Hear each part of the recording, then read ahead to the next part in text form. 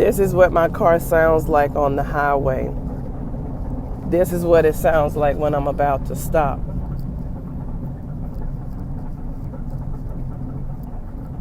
All of this noise is coming from the rear tire.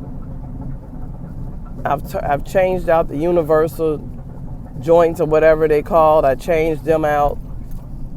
And I was told when you spin my tire, listen.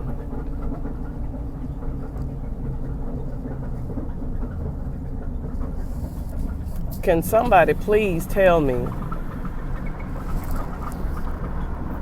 what this noise is? Because it's loud and I really would like to get it fixed.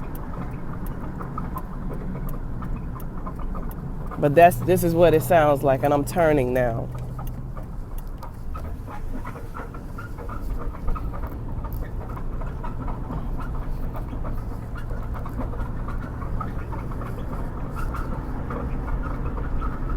This is a 2004 Crown Victoria. And I don't know what's causing this noise. It's very loud. It's embarrassing. And I just want to get it fixed. That's all. So can someone please help a woman out to try to determine what this noise is? Thank you, y'all.